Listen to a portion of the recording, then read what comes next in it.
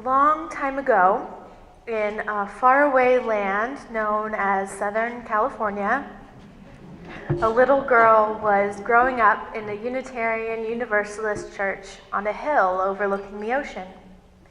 In the land of sun and sea, the little girl was taught the 7 principles of Unitarian Universalism.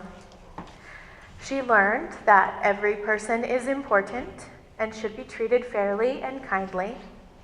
She learned that it is important to accept people and learn with them.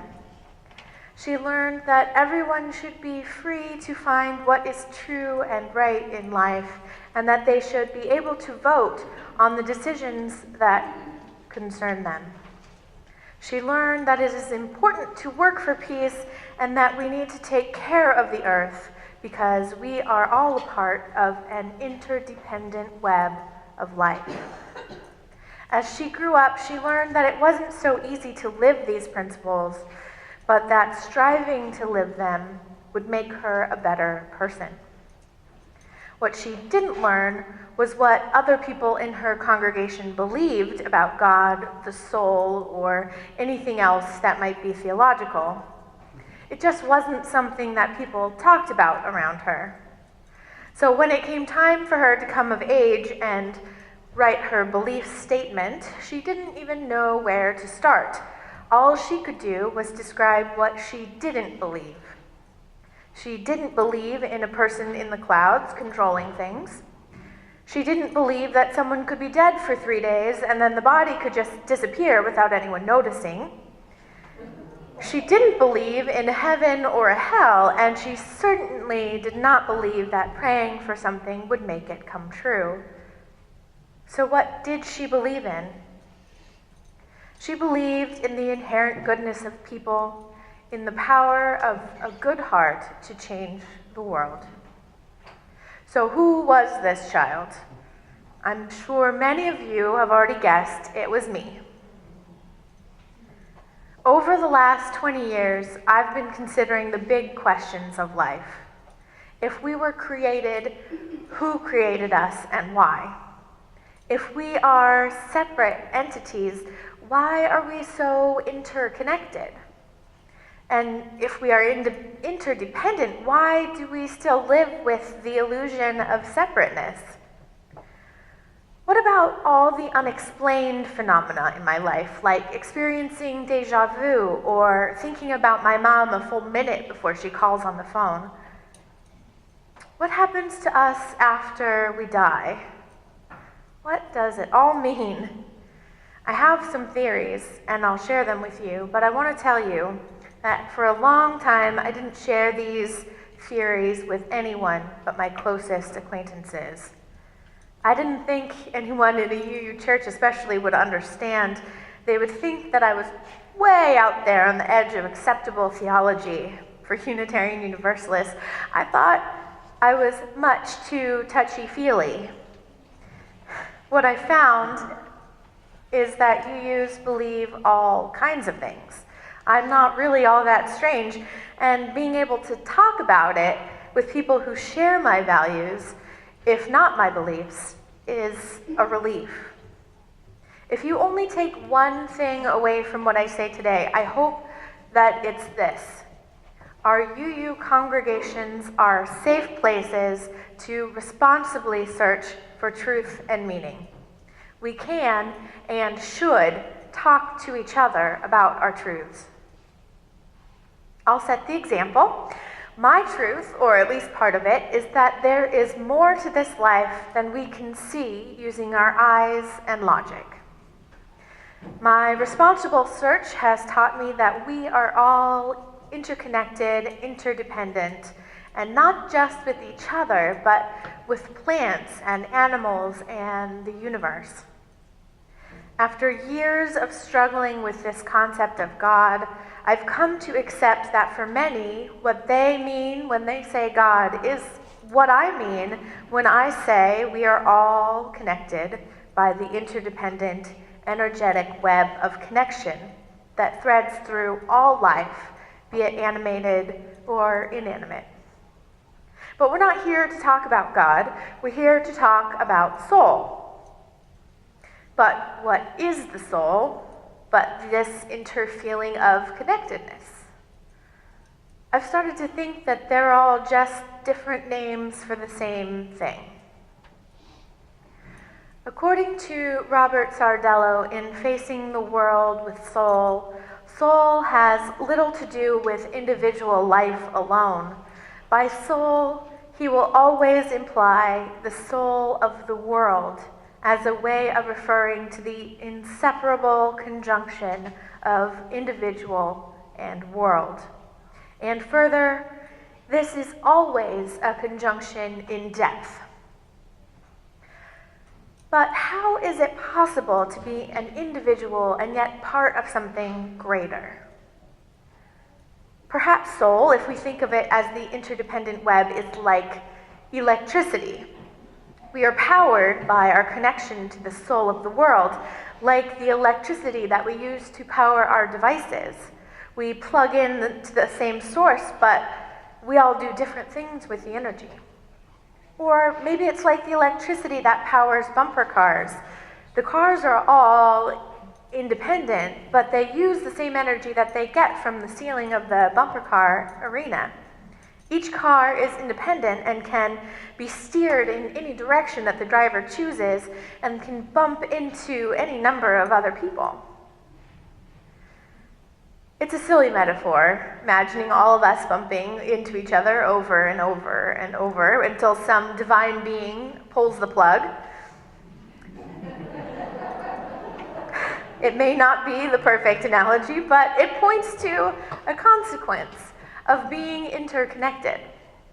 As Herman Melville reminds us, 1,000 fibers connect us, and among those fibers, as sympathetic threads, our actions run as causes, and they come back to us as effects. Our choices cause us to bump into each other, and that affects everyone involved. We can't bump another car without feeling the impact ourselves. That is the nature of interdependence.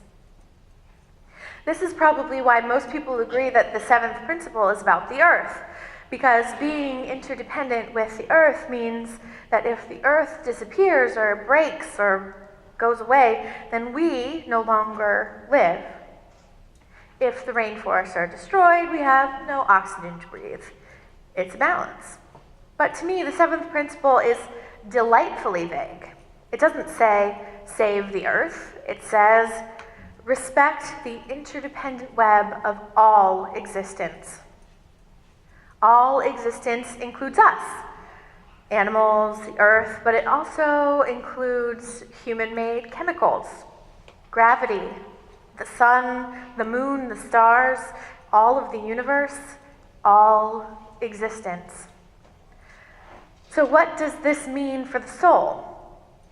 If everything that's in existence is interdependent, wouldn't that mean that our souls are related to the stars? Conversely, wouldn't that mean that our souls are related even to the tiniest subatomic particles? Surely Dr. Dosey, the author of the article I was reading earlier, would agree. He wrote a 300-page book on science and the soul. And certainly Alfred North Whitehead, father of process theology, would agree. His life's work as a mathematician and scientist led him to the philosophy that became process theology, full of quantum physical scientific language, often hard to dismantle, but very, very scientifically grounded. There's now controversy in the scientific community about how much divine there is in the physical world, and it seems to have found its way into our larger society as well. I found that people have suspicion of anyone who claims that science and theology can go together. But if quantum theory and spirit were connected, wouldn't it change the way you experience the world? Greg Braden, in his book Divine Matrix, explains some quantum theory. Quantum energy forms the essence of the universe and our bodies. A quantum particle can be in one place only, two places at once, or even in many places simultaneously. The interesting thing, however, is that no matter how far apart these locations appear to be physically, the particle acts as if it's connected. Quantum particles can communicate with themselves at different points in time. They're not limited by the concepts of past and present and future. To a quantum particle, this is now, and there is here. Could this account for phenomena like déjà vu or intuition? Since we're all made up of quantum particles and there is scientific proof that particles can communicate with each other outside of time and space, or, as Dosey puts it, communicate in a way that is unmediated, unmitigated, and immediate, wouldn't that leave open the possibility that we have the capacity to communicate with other entities also made up of quantum particles? And haven't we proved that everything in existence is made up of quantum particles? Think about it another way. If we are interconnected and everything that is known is accessible to us at all points in time, in his paper, The Awakening of Primal Knowledge, philosopher Ishak Gangadin explores two different ways of knowing. The first is the egocentric knowledge that comes from the experience in our physical, isolated forms, and the second is primal knowledge that we get from tapping into something larger than our individual experiences. This common ground lies at the core of our diverse traditions, and he calls it the fundamental primal truth that he names Logos, which is borrowed from the Jewish and Christian traditions. And he believes that its unifying power suggests that all things are interrelated through some dynamic process of reality. It is the selfsame force that spawns multiplicity, diversity, and difference. Our difference, in fact, is a facet of our interdependence. If everything was exactly the same, there would be no way to sustain life. Now, different religious traditions find the connection to Logos in different ways, through prayer, meditation, through movement or song. To Sardello, the way to connect to Logos is to engage in a process of giving over of individual consciousness to the consciousness that is the soul of the world. Meditation is a new kind of thinking, not just going off in a private room and saying ah or om, but leaving behind the physical brain in order to enter into the intelligence of things. In Zen traditions, giving over to the intelligence of things is like that experience in archery where the archer, the bow, the arrow, the action of taking aim, and the target all merge to become a holistic process. Last week, my husband Sean and I were watching a television show called Dirk Gently's Holistic Detective Agency, which is based on a novel by the same name by Douglas Adams. The protagonist of this story, Dirk Gently, is the proprietor of a detective agency based on the holistic model. And by this he means that everything that happens in the course of an investigation is related, no matter how strange it seems, no matter how much it seems like it doesn't have anything to do with anything else. To him, there are no coincidences. In the show, Dirk explains that his theory of Zen navigation, claiming that when you're lost, you should follow someone who looks like they know where they're going. He says, I rarely end up where I intended to go, but often I end up somewhere that I needed to be. This method may seem strange to you and me, but maybe it's tapping into some deeper knowledge. And isn't it better to end up where you need to be rather than where you thought you wanted to go? When we let our souls guide us, when we let go of our individual consciousness and tap into the primal knowledge, we are getting where we need to be, no longer fighting to get where we think we want to go. It is my deepest belief that where we need to be is together. Since we are all humans and interconnected and interdependent, we need to appreciate being together. We need community and connection and to see the ways that we are different and the ways that we are the same. I find that it's easier to let my soul guide me, easier to find the soul of the world when I am part of a loving community. But the way our society is structured at this point, we are socialized to privilege individual success, which isolates us, even when we are surrounded by other people. Albert Schweitzer said it best. We are all so much together, but we are all dying of loneliness.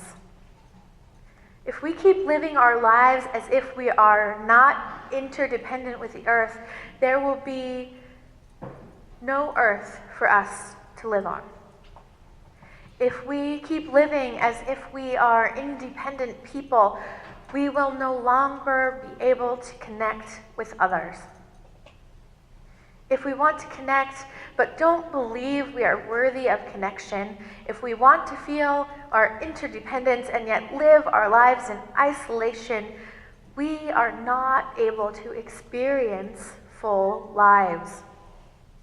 Dr. Dosey closes his book with these words, and so will I. In the end, we can choose to come to believe that we are local, isolated, doomed creatures confined to time and the body and set apart from all human beings. Or we may elect to open our eyes to our immortal, omnipresent nature and the one mind of which we all are a part. If we choose the former, nothing will save us. If, however, we choose to awaken to our divine self, we face a new dawn. May it be so.